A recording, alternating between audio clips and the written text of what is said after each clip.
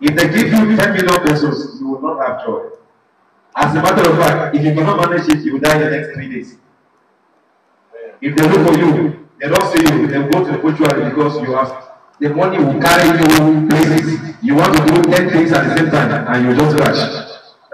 Try it. When they give you 10 million pesos, when you have never seen 1 million pesos, and it is your money. In 1 week, if they look for you, they don't see you. Maybe they should look for you in the mortuary because you are dead.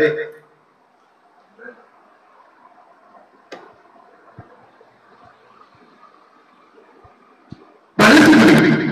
When God uses a man or finds you as a young girl and uses you, you will have joy, peace, and satisfaction.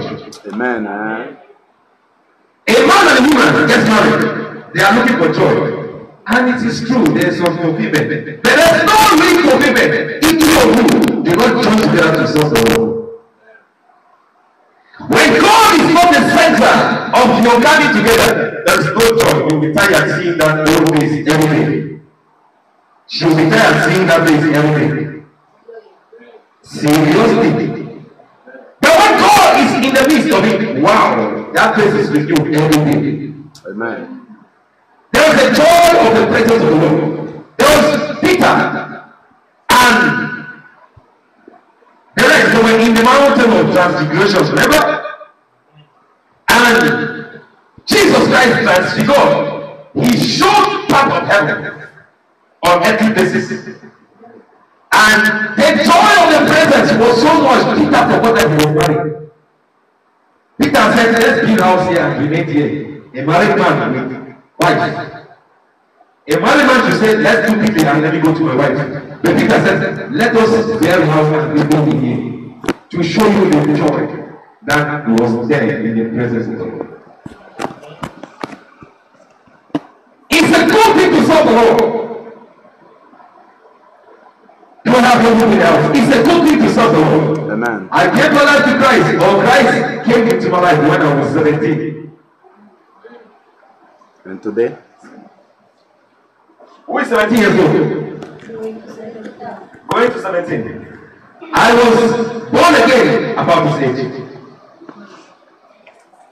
And God used me to win souls at that age. And today you are? Now I'm in international evangelist. And you are how old? And I'm still young. How old are you? My first soul, I got born again on the 24th of January 1999. That was when I got born again. On a Sunday evening like this. That was when I got born again. You must know it. 1 week after, my best friend became born again. I preached with him. And he's a pastor of the meeting. Amen. And there are so many that are pastors through the preaching that I preached to them. Amen.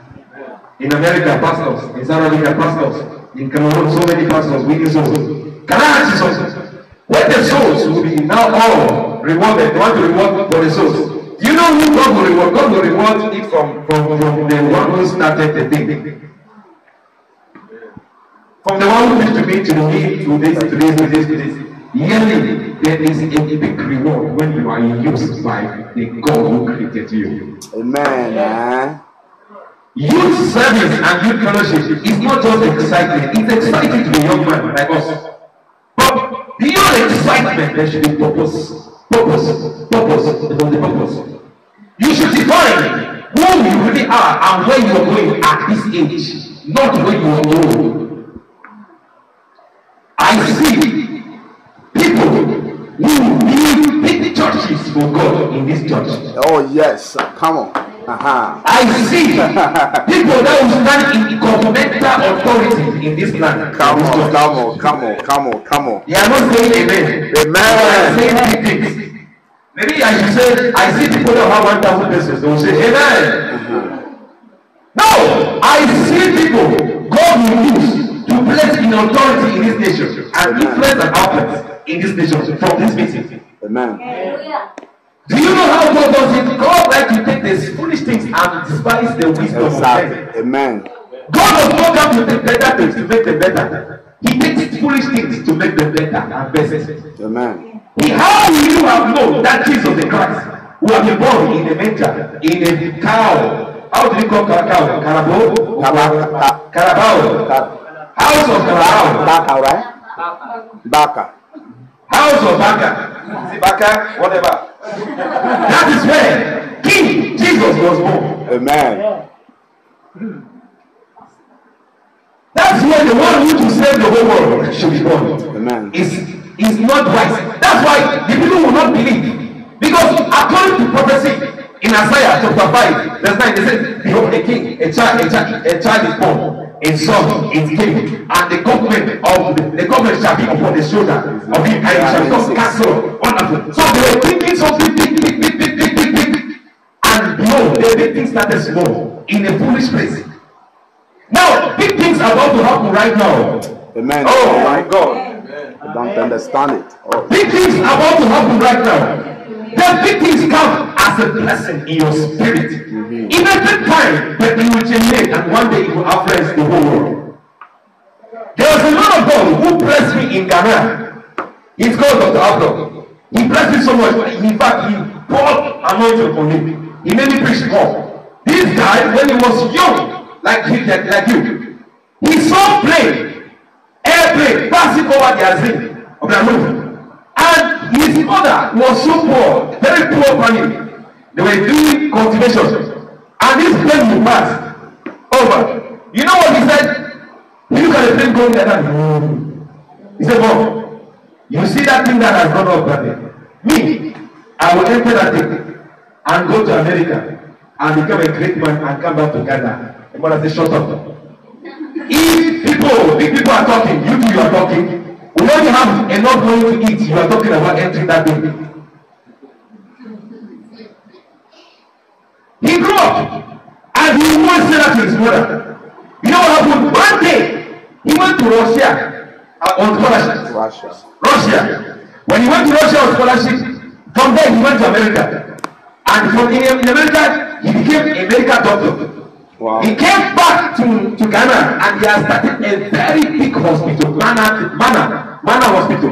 Very big. It's like the whole of this place. The whole of this place is one man who he is old. Amen. The same man, he told me one day, he says, I went to America without a visa. We said, how? He had visa when he went there.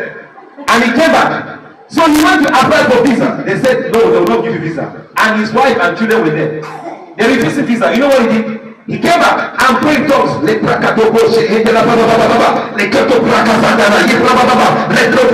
tongues. That's one thing you have to do in your life. You have to pray tongues.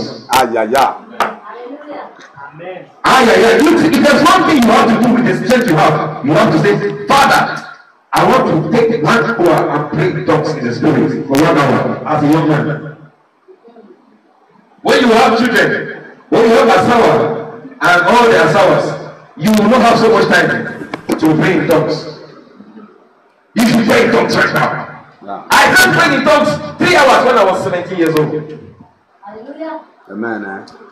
Now like this, anointing is upon me based on how I grew in the Lord. Not only now. So the thing has already been there, cultivated. Now it's just being used. Amen. Seriously. Now, this man went to the embassy and they refused his visa. And he had to go back to America. And he says, I have to go to America, visa or no visa from Ghana. You know what he did? It's not possible with immigration. But it's possible with higher immigration.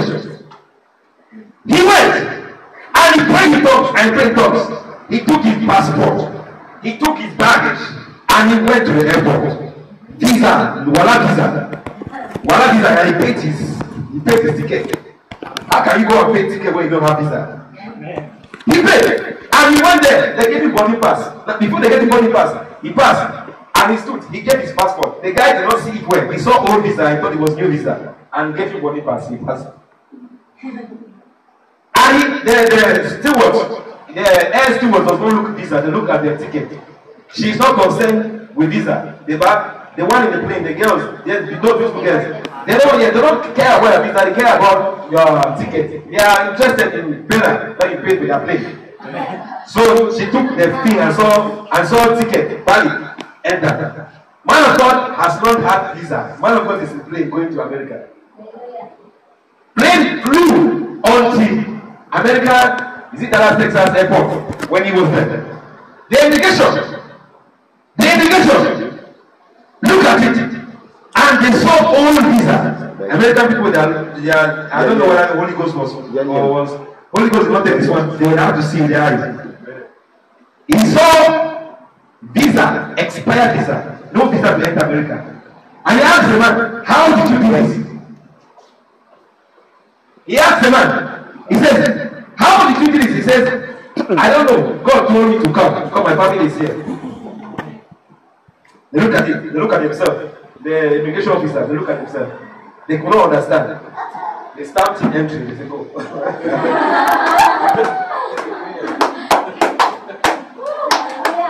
I'm telling you, they look at themselves because it's a funny thing. Look at himself, they say, this man entered, he left his country until he's here without visa. This man was a strange man. They stamped in entry. He entered America without visa. Hallelujah. Not lie, it's true story. Amen. Praise the Lord. Hallelujah. Listen to me. God can do wonderful, impossible things through you. Amen. And he entered and he prayed in tongues. In the plane, he told us that when he was in the plane, they were giving food. You know, if you have entered plane before, they are giving food all the time. After 1 hour or some hours, they come and give food. He said he was not eating those food, he was fasting and praying and just speaking tongues. He was cover his head like that. And until he reached America. Correct man. Amen. Hallelujah. If there's one thing you should do at this age, is to how to bubble up the anointing that is in you. Amen. You should come as young people. Forget about all the very old people. They are not there now. They're all very old people. When you stand and hold your hands together and pray in the Holy Ghost. When you do that for 1 hour, you will see yourself different. One day, the first day I spoke in tongues for 6 hours straight. Amen. And I spoke, I said, continue for 6 hours. When I did that, this is what I felt. This is not an exaggeration. After I prayed in the Holy Ghost for 6 hours, I felt in my physical body like I could go through the wall without hindrance. Amen. In other words, my body became like spirit. Amen. Why? Because when you pray in the Holy Ghost, you bring the spirit man alive outside of you. Amen. Jude chapter 1 verse 20 says, Beloved, build up your most holy faith, praying in the Holy Ghost. Now, as a young one, so many things can excite you. Dancing, activity. If you can build that inner man, the same Christ that is in that old man is the same Christ that is in you. The advantage is that you can make it happen big. Jesus was only 12 years and he was teaching. People of 50 years and they were so amazed. So God is not a respecter of age. God is a respecter of the anointing. That's right. And availability. Amen. If you are available, God can use you. That's right. I said God will use you. Amen. You believe me? Say amen. God will use you. Amen. God will use you. Amen. He will keep you clean. And he will use you to do great works. Amen. And he will not use you and dump you. He will use you to exalt you. Amen. Whenever God uses a man, God takes the man higher. That's right. God does not use you and keep you down like a tissue. That's we right. use tissue and keep them down. See, God does not use it that way. He uses you and he rewards you. And when he rewards your generation. That's now, right. there are something people call about generational curses. That if you are cursed on the line, all of the curse, the line after you are cursed. It is true in the way of the negative. But when God blesses you, you have generational blessing. In other words, from the blessing of you, every posterity that comes after you is blessed because of you. We are all blessed with Abraham's blessing. We are all blessed because Abraham is blessed. Is it not true? Amen. Abraham was blessed, so we all are now children of Abraham because of the Abrahamic covenant and blessing that God did for him. And through that line, Christ came. And through that line, Christ came, and Christ, we are all begotten through Christ, through Abraham. Now, because of the blessings of the Lord. So when God bless you, he bless a prosperity. God is about to do new things in your life. I'm serious. Listen to me. It's not about church. Man of God, it's not about church, it's about the purpose. That's right. When you teach them about the purpose, they will be different. There are so many mega churches outside there. It's all religion organization. Where people go there and then they know that when they want to borrow money, they can borrow money. I mean, they have security in everything there. It's an organization. That is not Christ. Christ is more of the purpose of building the spirit of man. Listen to me. If your purpose is not building the spirit of man, then you have not started Christ-likeness or Christianity. Christianity is Christ-likeness. Christ in you. Christ-likeness. Christ-likeness is building the inner man, the Christ man in your life. When God looks at you, He doesn't see you physically. He sees you from inside out. You see yourself from outside in. He sees you from inside out. He sees you in a way that He wants to build that thing inside of you that is called eternal. And that eternal anointing or glory or divinity in you is what God wants to use to touch, affect your physical body. I talked to a man in America. I was ordained by Charles and Francis Hunter in Dallas, Texas, Fort Worth. These guys are great guys. They're the only who ordained me. Now, I talked with some of the pastors when we were sick. I said, this is it. Sickness is in the body. It's not in the spirit. Now, when your spirit man is alive and you understand the divinity of Christ inside of you, you can use the spirit in you to affect your body out of you. That's right. I said, if you can get a container, look at it, if you can get a container, a bottle, right? And you pour hot water inside, right? Now, and there were ants on the bottle outside. The ants all will jump out because of the heat and temperature that will be translated from the heat, the content to the container. Is it not true? The outside become hot because of the inside. Yeah. Somebody's not knowing, he's not getting what I'm saying. Now, the outside container becomes hot because of the inside content. That's right. The hotter the water inside, the hotter the bottle outside. The hotter the water inside, the hotter the water, the container outside. The colder it is inside, the colder it is outside. Is it not true? That's right. Listen to me. It's not a bottle that is cold, it is the content that is cold. That's right. In other words, when you have Christ inside of you and your Christ is, the Christ in you is anointed. That's the right. Christ in you is hot. The Christ in you is too hot for the devil. That's and right. he is in you. The devil cannot touch your body. Even if he has made some sickness attached on your body, then he will jump out. That's because right. of the Christ in you. Oh, Hey! Because of Christ in you. Seriously.